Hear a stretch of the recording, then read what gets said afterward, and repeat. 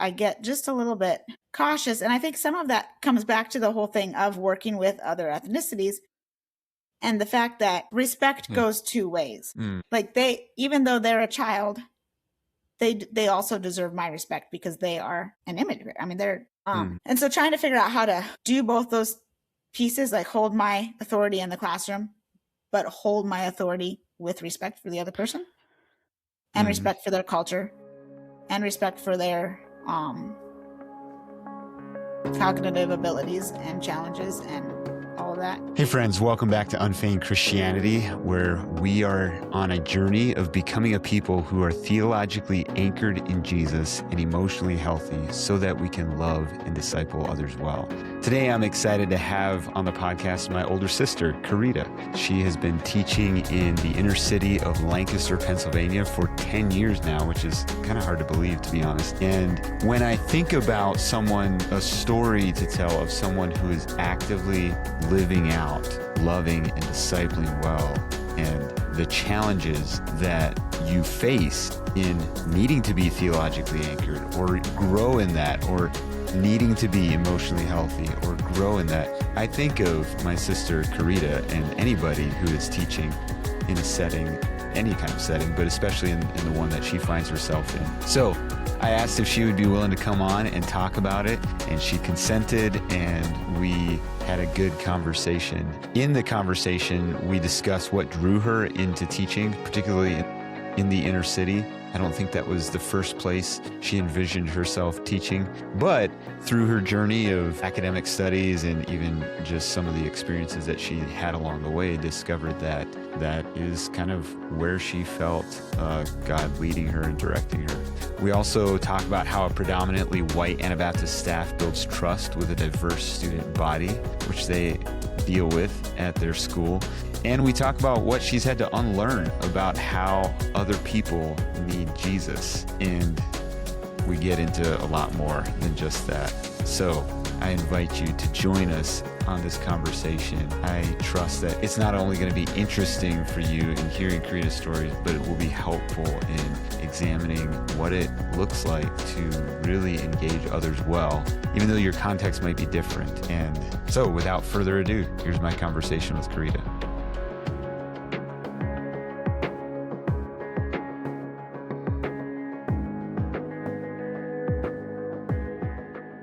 All right. Hey, Carita. Welcome to Unfeigned Christianity. Thank you. It's good to have you on the podcast. I'd love to just hear your story. We were already kind of asking before hitting record, talking about some of your process getting into teaching. I've kind of observed that journey and have never sat down and asked my siblings, like, what led you into this? You are teaching inner city, which for those of us that don't know, like we did move to the city as older teenagers, or you would have been an adult already, but most of our childhood and formation was a more small town, rural USA. Just the fact that you're in the city, you're dealing with a different culture and dynamic than what we were familiar with, but you also have a diversity of ethnicities and cultures within the student body and so forth. So I just love to hear in general what that journey has been like and lessons you've learned along the way. But maybe to start with, I'm curious and I asked you about this yesterday and you said you couldn't remember it. So after you're very good at English, just for people who don't know us, Carita is the oldest. I'm the third born. I'm smack in the middle of 5 years younger than Carita. So from my journey, my perspective, you've always been good and interested in English and so forth. And I knew that you had this interest in teaching, and we homeschooled. And I can remember a year, I think I was 13, which is embarrassing with how old I was, and what I'm about to say. But I remember a time where I was struggling with English and Mom had you help me because you were I think you had graduated already at that point. And I got so angry that I remember grabbing your head covering and yanking it off your head. So after that experience, why did you still maybe you knew that none of the rest of the world would be that bad. What about teaching has interested you? The frustrations it's interesting because I taught for a few years and English was actually a subject I sort of enjoyed teaching, partly because I struggled with it. Whereas math, I get impatient. Like I never struggled with math. And so it's easy to be like, why don't you get this? You've always been interested in English. You've always done well at it. That's always been your area of expertise. Yeah. What led you into teaching? Why is that an interest? And why was that what you pursued in college? Oh, that's a good question. I think when I was in high school, I had a couple people whose stories I was following, maybe for lack of a better way to say it. A couple people that I admired who were teachers and who were telling stories about ways that they were impacting their students. Contemporary people, like people you knew at the time? No, they would have been older adults. I had to do a vocation project, I think, in my senior year. And so I picked teaching and interviewed.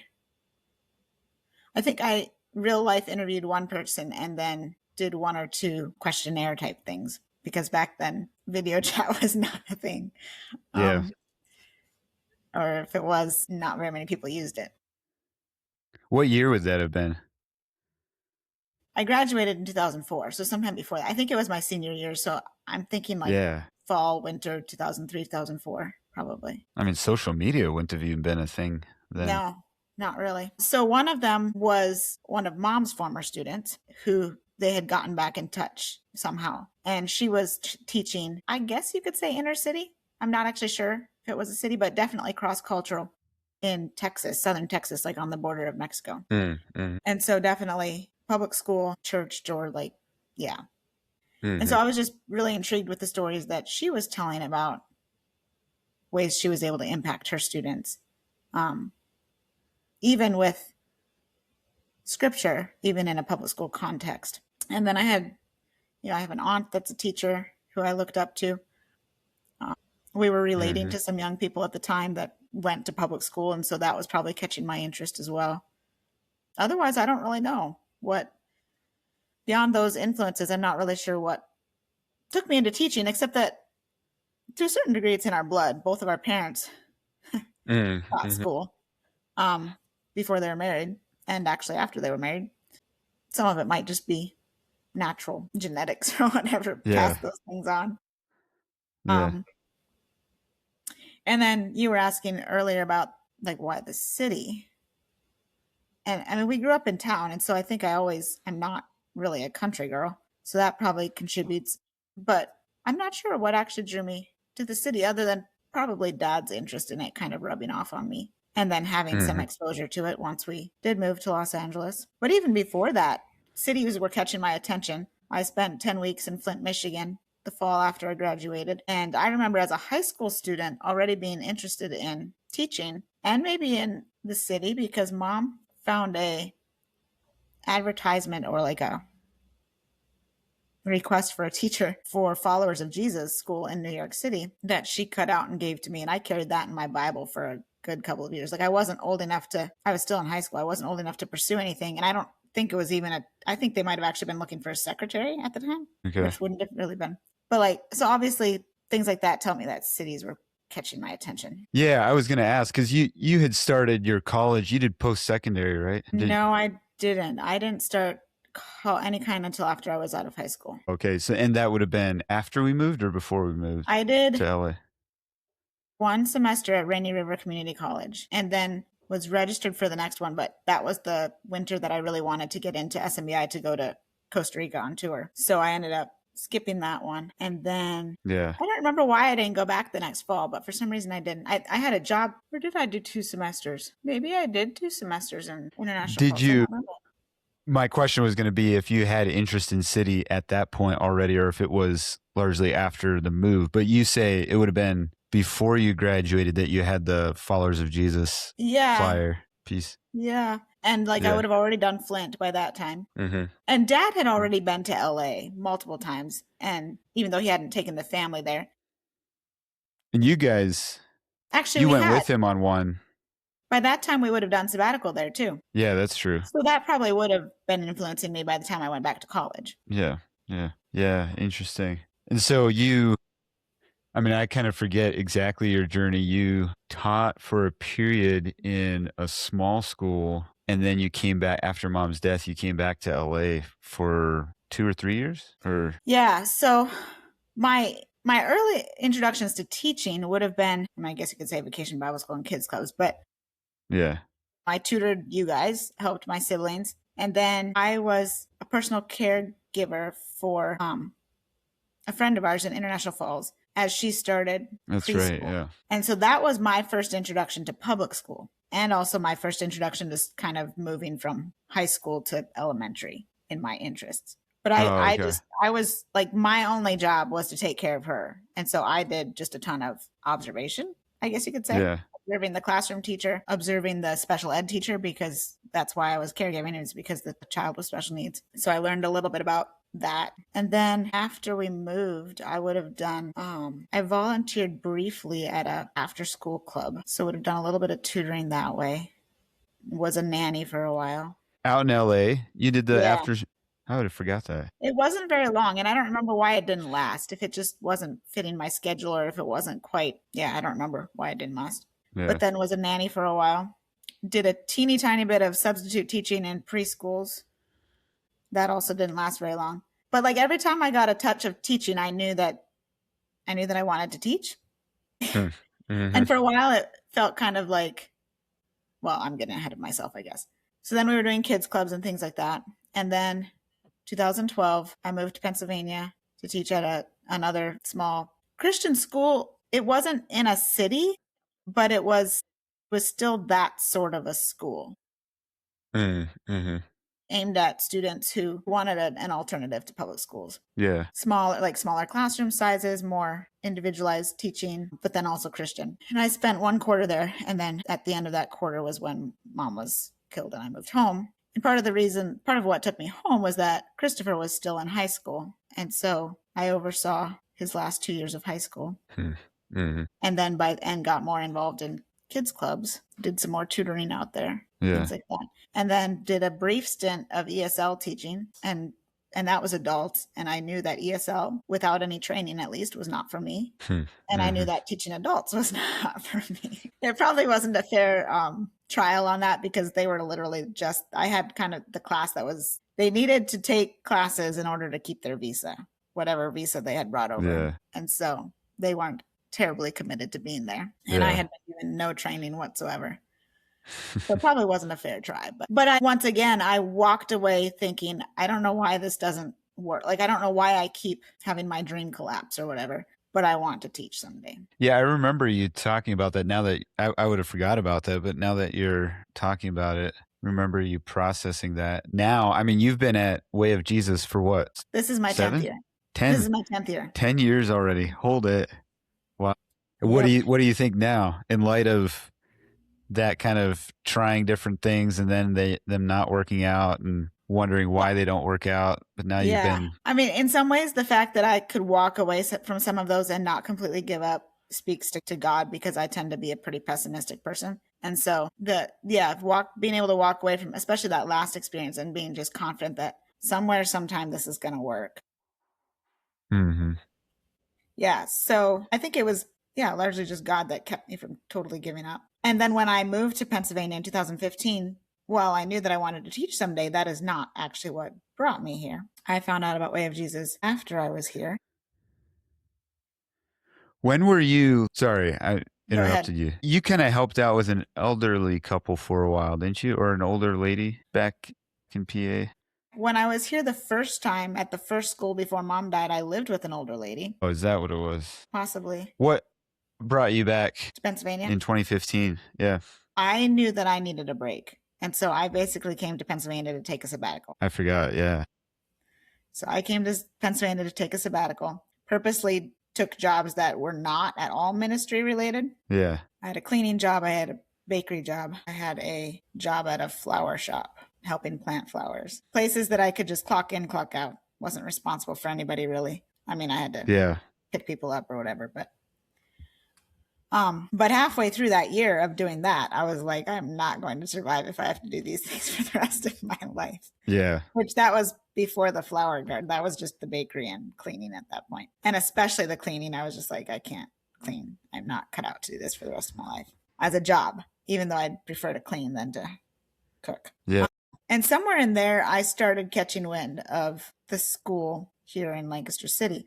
I knew people who sent their son here and through them started reaching out to the school. I came to their spring program in March or April, but I think I had already contacted the administrator at that point. And we set up an interview, filled out the paperwork. I was offered a job and I've been here ever since. You've been there ever since. Yeah, that's interesting. I mean, it's interesting hearing, kind of rehearsing this story because I always look at well, I guess Christopher's probably a little bit in my boat, but three of you basically straight out of high school had your sight set on a vocation that you wanted to go to college for. And I know Marcel's journey has been tweaked different from what maybe his original dream was and so forth. But like I've often, yeah. Because my undergrad is actually English. Yeah. And you were specifically thinking for older, like high school or older. Well, I mean, that's who does English. Yeah. So most people with an English degree. Were you ever thinking like college level or? No, not college level. It would have been more high school level. Yeah. Although I did think of ESL. Yeah.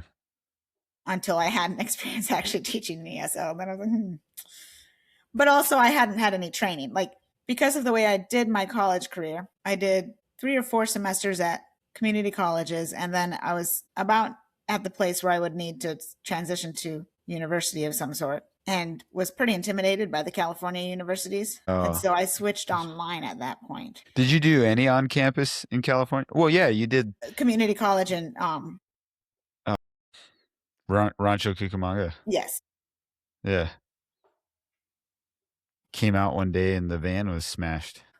Welcome to the city. I guess, I mean, things like that can happen in the country, but yeah, it's a little unique. What was I going to say about that though? Oh, and so when I switched to online, that kind of thing was available back then, but was still probably in the early stages of online learning, at least as a majority method. I know I had looked into it some before and the price had always stopped me even from online college. But at that point, when I looked into it, I went with College Plus, which is completely different now. I don't even know what their name is, but kind of a mentoring coaching organization that helped me figure out like a good college to use that was cost efficient. They also led me through taking a ton of CLEP tests, which saved me tons of actual credit hour time and money. But then they put me in touch with a college that would accept all my CLEP credits and give me a degree or whatever.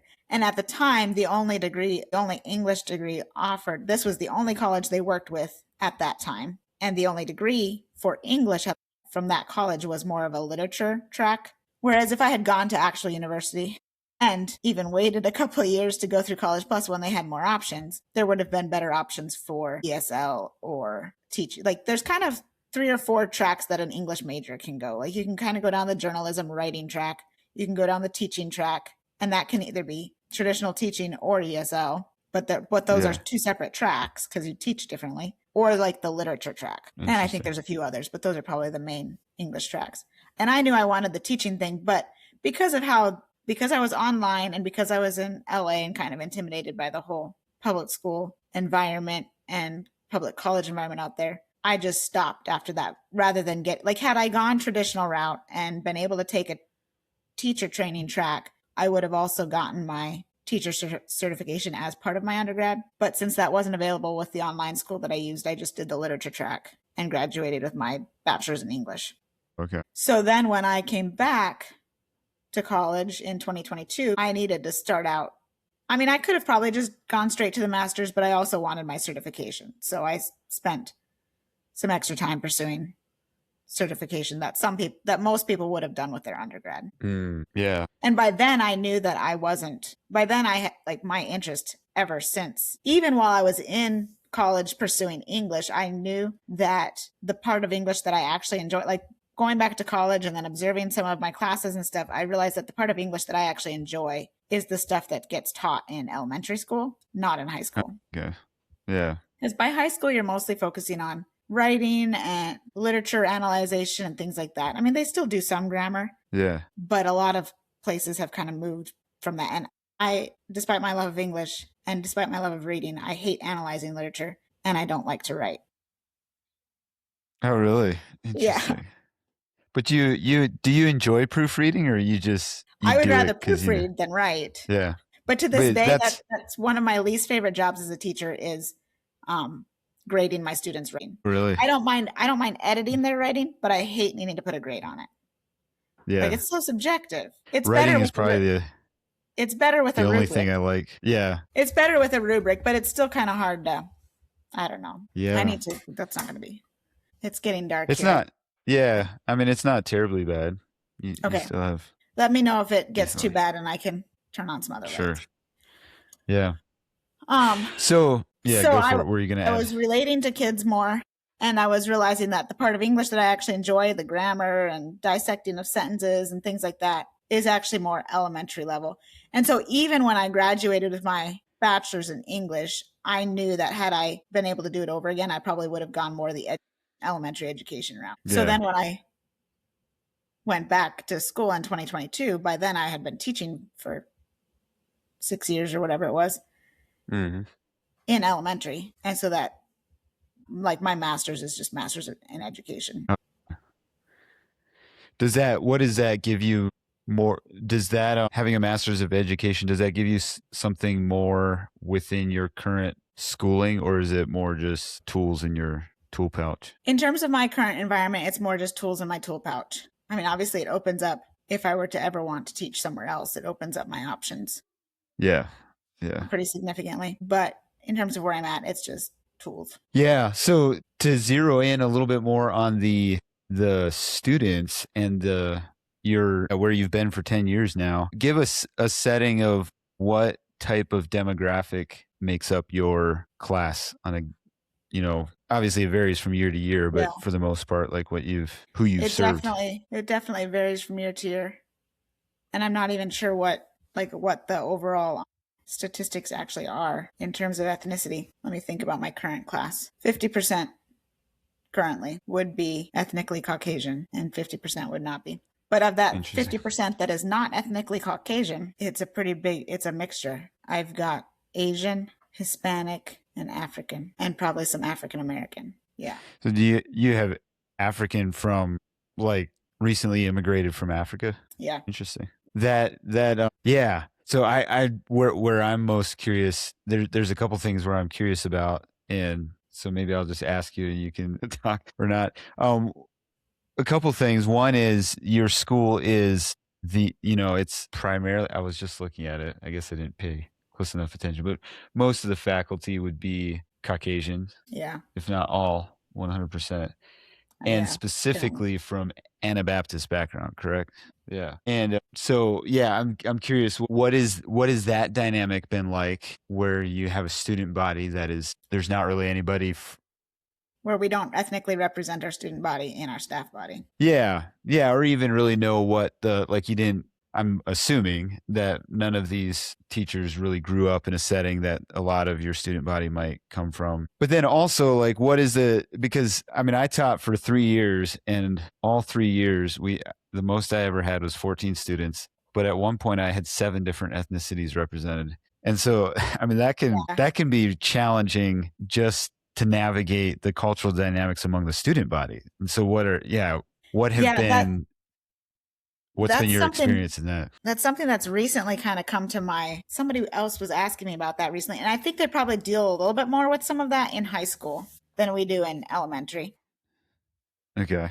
And I don't know the answer to it. Like, I don't know if it comes up or if as a whole, I would say that the atmosphere at our school is mutual respect. In fact, just recently, the high school team, like, we get feedback a little bit more from high school because they have sports teams playing other schools. And I was just in a conversation where the high school administrator was saying that parents had come up to him from the opposite team and said that they like when their team plays us because our kids are respectful on the court. Oh, wow. Yeah. And considering, I mean, we're not all from the kids are not all from Christian homes, that's a really high compliment coming from an environment that the kids are not all from Christian homes. And so somehow, like, I think maybe because there's so many ethnicities, respect maybe gets emphasized a little more than maybe at some schools. Respecting each other's differences and well, and just treating each other with dignity and respect and kindness. Kindness might actually be a better word even then. And it's not like at school, we don't always see the respect that they get complimented for. But in general, I mean, it's definitely something we talk about and prioritize, kindness to each other. How do you prioritize? Like, is it just in, like, do you have sermons every week, or what ways have you kind of baked that into your environment to be respectful of each other? Yeah, it's an interesting question, because there's so many things that I feel like I just do. And then when I try to explain it to somebody, I'm not sure how to put it into words to teach it to somebody else. But some of the things that we talk about as teachers is like, we don't emphasize best friends. Like, it's okay, kids have best friends, but at school, we're all friends. And so we try really hard to not let especially in elementary school. Now, high school, you can't control that as much. And so it probably happens. And obviously, you're going to connect with certain people more than you do with others. And if you go to church with somebody, obviously, you're going to connect more just because you're with them. You have more touch points. Yeah. But there's a really strong emphasis at school that you're friends with everybody. And we don't, like, when the best friend cliquey dynamics start happening, we come down on it. Come down on it hard sounds kind of cruel, but like, it gets addressed. Mm-hmm. Especially if there's any kind of intimidating, unkind behavior towards somebody else that would be exclusive, then it for sure gets addressed. Simple little rules, like if you bring a snack for one person, like if you want to share something with one person in your class, you have to share it with everybody. Like, there's no singling out of this person. I want to give this person a birthday gift. If you're going to bring a birthday gift for that person, you have to commit to bringing a birthday gift for all your other classmates as well. Interesting. So like little things like that. Yeah. Treating everybody. How do you keep track of that? It doesn't always get kept track of, but I can only control what I see happening. Yeah. If they want to be more, like, I know that there are birthday parties that happen where only the girls get invited and not the boys. Mm-hmm. If I'm in on the invitation passing, they have to give to everybody. If they do it outside of school, they can just give to whoever they want to. So it is more, we're only controlling what we see happen at school. And I don't like the word control, but I still think having that attitude at school of like, no, we're gonna include everybody, even though I know that outside of school sometimes there's more individualistic interactions, I still think it affects the overall atmosphere of friendship at school. Yeah. That is, I don't know if we did that well in my tenure or not, because it feels like teaching respect, like it was easy to see cliques happening. Mm-hmm. And then depending on how I joke about telling sermons, because sometimes when you like come down harsh on it, then it almost amplifies, like, the cliques solidify themselves. And so I don't think that actually works. Yeah. To do a spiel about, maybe depending on what the situation is, but. And I really do think it is different. Like, I'm trying to remember what all age range you had that you were working with, because I'm definitely. It's from like 15 down to 6. Okay. Because my experience is definitely elementary. I would guess that there's a few more challenges along that line in high school. Yeah. But I'm not there observing them. Yeah. And so I'm not actually sure how they would handle that. Mm. I know that any kind of unkindness, I think I can say with a lot of certainty that any kind of unkindness towards somebody else, especially if it would be at all culturally targeted, would not be tolerated. Yeah. Yeah. And then there's the whole dynamic of, and this is something I'd be curious to hear, the fact of like my culturally accepted way to reprimand or correct someone. Yeah. May be like highly offensive in the student's culture or kind of ineffective. Yes. Classic example, when in our culture, when you're dealing with authority and child or student, they're expected to look you in the eye. Yeah. And sometimes it's demanded, look me in the eye. And I still will occasionally do that, but I am much more hesitant to do that than I used to be. Especially in honor shame culture. Yeah. Because there are some cultures where it's actually disrespectful to look the authority in the eye. And it took me a while till I realized that. And so once I started realizing that, even while I still sometimes did it, I did it with a lot more like, sure, I should be demanding this. I think more for me now, it's more like look at me. In other words, like turn your body and face me rather than don't be like pointed away from me. Yeah. Like if they're trying to like turn their back to me, I would prefer that they at least be face forward at me, even if their eyes are not looking at my eyes. Because I'm more and more just hesitant to demand that. for a lot of reasons. Yeah. One reason is the cultural thing. I've also taken some college classes. In one of my classes, it came up that some students with like autism, kids on the spectrum, can struggle with eye contact.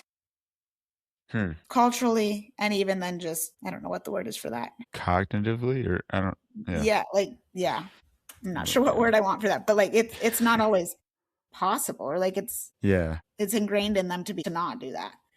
So I hesitate to do that. The other thing that I sometimes hesitate, and I know that this is born out of my experience in teaching, probably even some of my kids club experience before that, but just I always feel just a little bit hesitant demanding respect. I mean, some of that probably comes even out of my own story, but respect for yourself, like you demanding respect for you. Yes, especially when it's coming through in a, you must be subordinate to me. Oh, yeah. And like I say this very carefully because I was just having a conversation last week about how teachers do need to remember that they are the teacher. They are the authority. Yeah. They set the tone in their classroom. Like what the teacher does or does not tolerate, that's what's going to happen. Like if, the kindness thing, if a teacher is letting unkindness happen, then the classroom is going to be unkind. If the teacher insists on kindness is going to be more prevalent.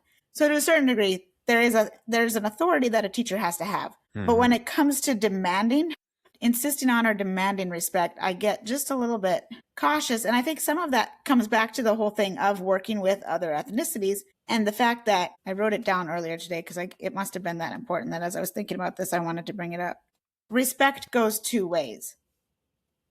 Like even though they're a child, they also deserve my respect because they are an immigrant. I mean, they were made in the image of God, so they deserve dignity and respect, even if they are younger than me. And so trying to figure out how to do both those pieces, like hold my authority in the classroom, but hold my authority with respect for the other person and respect for their culture and respect for their cognitive abilities and challenges and all of that. I don't get it 100% of the year, but it's definitely things that are kind of always in the back of my mind. Yeah. Yeah. Do you guys, kind of circling back to the whole fact that you as a faculty are pretty monolithic. Do you ever deal with trust issues, like whether it's with students trusting you guys or the parents and family of, I mean, obviously there's a level of trust that everybody, that needs to be built between student and faculty or parents and faculty. But I guess I'm thinking particularly around perhaps the cultural differences and just that dynamic, the fact that, there isn't somebody like us representative on the, right. I'm sure that there are challenges like that. It hasn't come up strongly that I'm aware of. How much of that is just because I'm a teacher versus an administrator? I don't know. You would have parent-teacher meetings, right? Yeah. I'm trying to think if the race thing, like the ethnic difference has ever come up though. As like that point of contention or whatever. That kind of leads me to another follow-up question. Like, is it best to just I guess I'm asking in your experience, like you guys have, you talked about this sense of mutual respect. Have you done that by kind of ignoring differences, ethnic differences or whatever? Or do you specifically talk about them? We're recording this on MLK Day. Do you try to celebrate different special holidays of the different ethnicities, or do you just kind of go with the American, since we're under American government, you just go with whatever the instituted holidays are? Or, kind of walk me through some of that process. Yeah. When it comes to holidays, we pretty much go with the government instituted holidays, but we've done a little bit over the years in terms of celebrating Black history or even Hispanic history, because we have quite a bit of that as well. We don't do that as much with elementary. High school has been more intentional about that the last several years. And I'm not sure why we don't in the elementary, other than there's just a lot to keep track of. And when you have so many cultures, after a while, it's like, if we're not careful, we're going to leave somebody out here. If we don't intentionally figure out what each culture is, then we're going to end up leaving somebody out. So I think we probably could do better at actually bringing them in and celebrating them, might be a word. I think we could probably do better at that. But I think we are also, I think with what we do and how we do interact, we've been pretty intentional about being respectful, if that makes sense. When we can, we'll bring in speakers of other ethnicities for chapel talks and things like that. Yeah.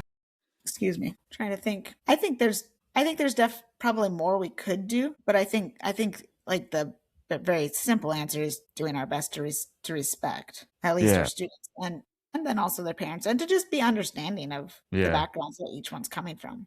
Yeah, I guess that's kind of what I was trying to poke at a little bit, is like how much do you intentionally like set up celebrations of differences, or like actually picking up the difference and looking at it and teaching respect for it, or do you just kind of address it as you bump into it, and with that kind of bedrock of respect, period? Yeah, I think for sure there's that. For sure in my classroom, that would be a little more how I handle it. And when I'm, discussing history and stuff that reveals some of the horrible ways my culture has interacted with some of my students' cultures, I'm pretty quick to be like, that wasn't right. To discuss that and own that it's not right or whatever. And then like this year I can't even remember what we were talking about, but something completely unrelated to culture would have actually been in either a literature class or a Bible class. It brought up with one of my immigrant students how they pray in their culture. And so like little opportunities like that to just hear how they do it and like talk about the differences. And, other students spoke up then of what they know about this culture, that religion or whatever. So I guess when it does come, when the differences do come up, discussing them and celebrating them. Yeah. Did you have more? Well, I mean, honestly, it's kind of one of those things that I think I'm just kind of constantly aware of the fact that there's always more that could be done. Yeah. But also there's only so much a person can do. Yeah. In a given day or school year. How much? Some of it has to be two-way. Because sometimes there are parents that I never meet just because they never show up at an event or whatever. At the same time, you asked about, like, I don't know. I don't remember what you asked, but it made me think of this. A lot of the people that have come to our school, like whether we've been, like we have not done we don't need to do advertising. Like we always have a wait list, and we've never needed to do any kind of advertising. Interesting. So like word of mouth is being spread is largely how it happens. And I think in one situation, I think they saw our bus with our name on it and were like, oh, wonder what that is. Interesting. And so I think I was thinking about this in regards to our very white Anabaptist staff body, which sometimes does bother me, but also when you look across the demographic of Anabaptists, the majority is white. And so it's hard to diversify if you're going to stay Anabaptist, if you're going to only hire from within Anabaptist. But like, I think it was you asked about trust, if there's any struggle with trust. And I'm sure that it comes up once in a while, but by and large, our families have chosen to be here. They weren't forced to be here. They've chosen to be here. And so in many ways that's true. Yeah. They may have processed some of that beforehand or choose to defer. I don't necessarily like to think of it that way, because hopefully when it matters and when we can, we're also deferring to them. But I think for the majority of them, they're choosing to trust because they wanted something different than the public school. Yeah. And so I think some of those things mattered more to them maybe than some of the, like the Christian thing, I think maybe mattered more than the culture thing. Yeah. If that makes sense. But I think if we were doing terrible at the culture piece, it would also be, that would be being spread around too. So hopefully we're not doing too terrible at it. Yeah, for sure. What are some things I guess, correct me if I'm wrong, but I look at the salary that you have and the income that you're getting in these 10 years and the stress that teaching is, the demand that it is for at least 9 months out of the year. And I like, surely you're not doing this just because you love English that much, like helping young kids who have crooked penmanship and can't spell correctly and stink at grammar. So I'm assuming there is a deep love for people and that's what I see from you as a person, that motivates the continual work of teaching, and even when it's not, like, even when you're learning on the job, it's not like you're perfect at it. But what are some, I'm trying to figure out how to phrase it. Yeah, just in order to love your Yeah. students well? Like, what are some of the lessons that you've had to learn, or even presuppositions you've bumped into that? Well, I think some of this probably started stirring in my heart even before I was conscious of it. I was a little bit conscious of it even before I started teaching, like in my years in LA when it was just kids ministry and other things like that, but not actual full-time teaching. There's a few things that I think about. I definitely feel more called to schools that service underserviced children. I mean, like my original dream would have been public school, which doesn't always include underserviced children, but there's usually some of those. And by underserviced, you mean Like like low income. don't have as much access to certain opportunities and Yeah. Yeah. yeah. And then also with public school, spiritually underserviced, Yeah. which Yeah. you can't really address in a straightforward manner in a public school, but you can still make a difference. Like, and my original dream would have been public school. But the more I observed public schools, the more I felt that I would be frustrated in a public school for a number of reasons. And back when I first realized that I would be frustrated there, my reasons were not even spiritual reasons. Like they were academically, I was pretty sure I'd be frustrated just because of the size of the classrooms and because of what sometimes feels like lack of quality in the curriculum and environment or whatever. I prefer a much smaller class size than what you generally get in a public school. And I just knew that academically, I think I would be frustrated with what I'd be able to do or not do for my students in a public school. But then last spring, when I was doing my student teaching in a public school, and over the last several years, I've increasingly grown to love teaching Bible to my students, that teach my Bible class or whatever. And I think some of it's this kind of comes back to what have I learned? I think one of the things I've learned is that I knew this, but I've learned it in a real way as I've, come face to face with my own sinfulness or whatever. We all need Jesus, no matter what the color of our skin is or how often we've been to church. Mm-hmm. We all need Jesus. And quite honestly, some of us that go to church more often might need to be told that more clearly than some of the others, because we tend to think that we're okay. We've got it together. We're not like those kids. No, sorry, Buster. You need Jesus. And sometimes they're the ones that show it the most that they need Jesus. So as I've processed my own story and my own need of Jesus, I've and along with that been learning the gospel in ways that I hadn't in prior years. I've enjoyed presenting that to my students then. So then last spring when I was doing my student teaching, one of the first classes and this was just a first grade class, so little kids, younger than what I spent most of my life teaching. One of the first classes she handed off to me, my mentor teacher handed off to me, was the morning meeting and social emotional learning. And I think it was partly because it was new to her and she didn't exactly know how it was supposed to be run either. So she just kind of passed it off to me. Plus it was easy. Like I could just kind of follow the slides or whatever. And I enjoyed doing that. But I remember at some point in the semester just realizing that, like, we've tried to do some social emotional learning teaching in our school as well. But until this year, it had been kind of just encouraged, like, make sure you do some of these, a couple times a month or whatever. But we'd kind of left it up to the teachers. We hadn't been super intentional with it. And then when I was teaching it on a regular basis in the public school classroom, I got more sold on it just because it's all those basic things of like treating each other with respect and kindness and safety and things like that. But I realized partway through that I firmly believe these things and I think that kids need to be taught them. But in the public school, that curriculum was missing the foundational piece of why we teach this. And that is that God made you. That's why you have worth. Like, because they talk about, believing in your own self-worth and things like that and respecting the people around you. I agree with all of that. But the reason for that is that God made you and you are made in the image of God. And they were missing that whole piece. And because it was a public school, I couldn't bring that in. But it felt like such a key piece of like, the reason you have worth and you should believe in your own worth and talk respectfully to yourself is because you're made in the image of God. And by the same token, the reason you should treat your friend with respect and kindness is because they too are made in the image of God. Trying to remember what took me down that train of thought, what you said. But I think just the thing, back to I think that's partly why I'm in the setting that I am, because it has the kinds of kids that would go to a public school, but I get to do it from a Christian perspective. Yeah. Smaller classroom size. I can actually, people still fall through the cracks even in our 10 student classrooms. But hopefully they're getting more help than if they were in a 25, Yeah.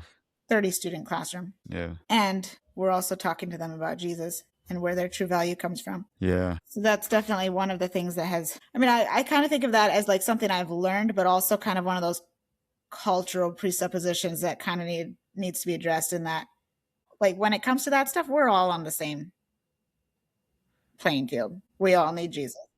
You're not exempt somehow, a little bit more higher level character just because you were born into a certain family. Right. Or because you go to church every Sunday and every Wednesday and go to all the events, not even because your dad is the pastor or, you know, whatever. Like, we all need Jesus. It's always struck. Go ahead. Just along that line, the part where Paul is like talking about being an ambassador for Christ and kind of defending his apostleship is the same chapter where he talks about being the worst of all sinners. And it's always,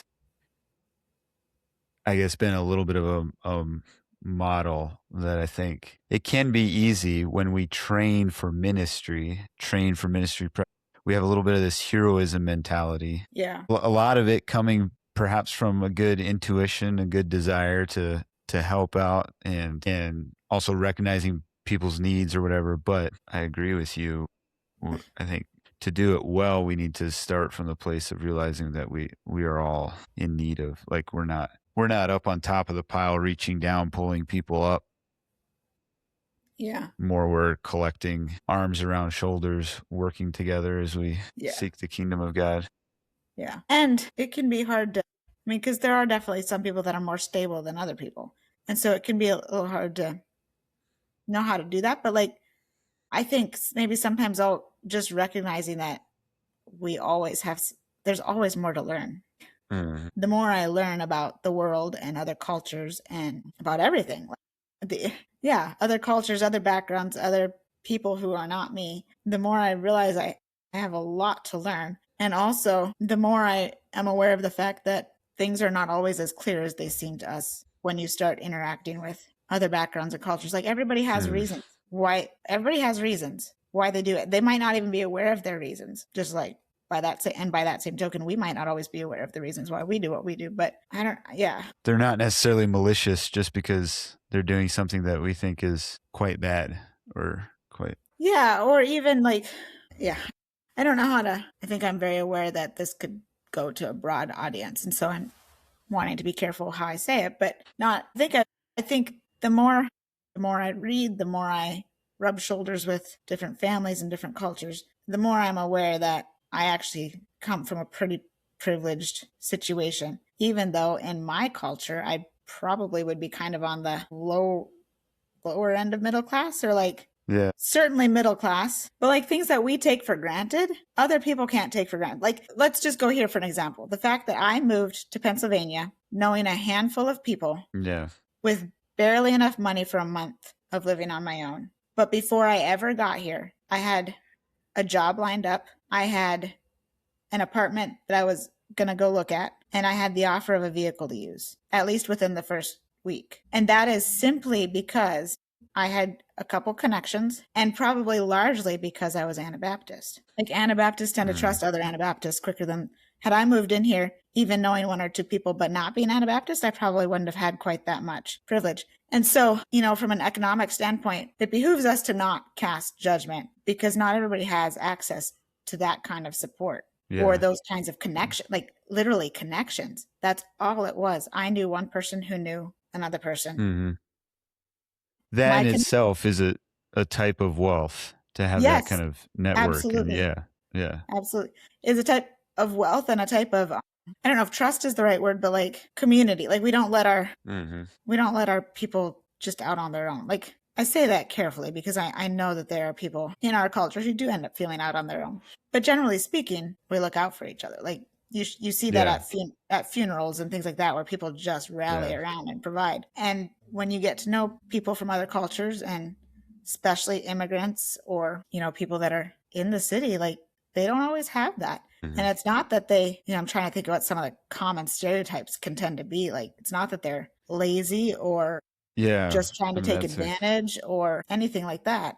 but they don't always have the connections that we do. And so the solutions to problems are not always as clear cut as we would like to think. Do you guys ever have issue? And I don't remember, I've been out of school enough, maybe this isn't real relevant as opposed to like a church plant setting, but like where you have a problem within the group that you need to kind of hear the people themselves identify what the solution might be before you just project a solution on, like with your not, for example, immigrant. I don't know I don't know what percentage of your students are immigrant, but is there ever a problem that the immigrant students are bumping into that you just kind of offer your solution without first kind of hearing from the families and parents, like what they're actually needing and how do you? Yeah, I can't think of necessarily any immigrant stories per se. I think that does sometimes come up culturally, particularly in like, I'm thinking of a situation that came up recently in a behavior situation where somebody was given a consequence for something and they didn't fully understand what it was for, just because they weren't just because of it, like they just didn't know that was an offensive thing or whatever. Young, and they were not being intentionally mean, and to a certain degree were only like they had also been receiving some unkindness, and so maybe they were I don't think they were being intentionally mean, but also were just giving back what they were getting, but didn't know that they had escalated things, I guess, because they just didn't know. And so in some situations, in that case, I think hearing from the parents is what was helpful. And generally speaking, a lot of most problems in life, not all problems, but like just remembering that there's two sides to a story goes a long ways. Yeah.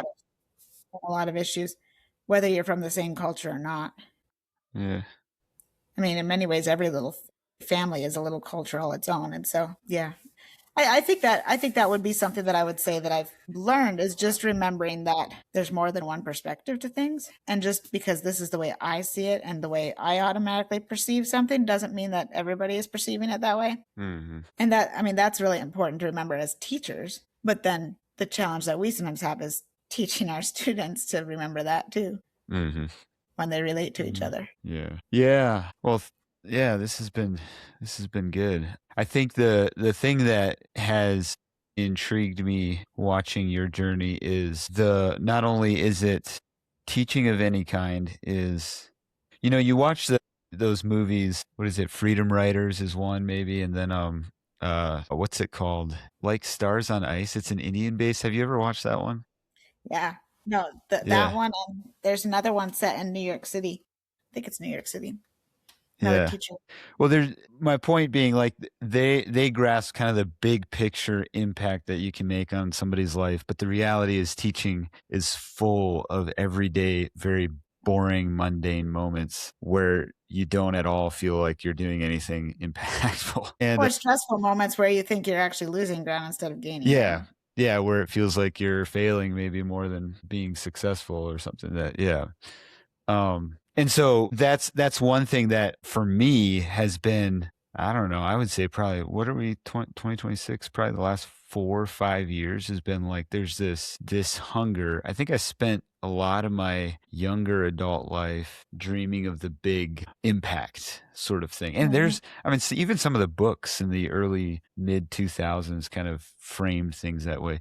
Whereas now it's like, I'm more excited about stories where there is that kind of faith, that long faithfulness of the everyday, and they can be the type of stories that movies are made about or whatever. But what I've seen with you is not only that steady faithfulness, but also the intentional, you have read books, you've gone to conferences, you've had conversations with people that just continue to equip you and broaden your worldview, and you're, constantly learning, kind of, I guess, embodying what, what you said about you always have more to learn. And I think that's a crucial piece of loving people well, is, like you said, realizing you need Christ too, but then also, even in a more of a philosophical sense, you always need to be learning things. And I think another thing that when I was thinking about this today, wrote down, is that I can't speak definitively on what I haven't experienced. Yeah. And so being cautious about what I say about how another culture is, or even about what the right thing to do is in a situation. Yeah. I think I've just learned over the last 10 years that I just need to be a little bit careful with that. Like that, because I don't know. I haven't walked in their shoes. And if I had, I'd probably be doing very similar things. Like something said, yeah. Tweak a couple things in my life and I'd probably be in a very similar situation because I've actually been pretty pretty. Yeah. Yeah. Yeah. The older I get, and I'm not terribly old yet, but the more whenever I sense dogma, whether it's coming from somebody else or rising up inside myself, the more it's like, that's probably an area that we actually probably don't know a whole lot about. That's probably why we're kind of dogmatic. I mean, I can still get pretty dogmatic about things, but yeah, it tends to be some of these things that maybe I get dogmatic about not being dogmatic. No, I don't know. Well, there's a difference between being passionate about something that you've come to discover and experience versus dogma, where almost has this sense of like any other view or input on this is like off the table. Like you can't. Yeah, that's true. Yeah. Anyways, thanks for taking the time to talk about it and share.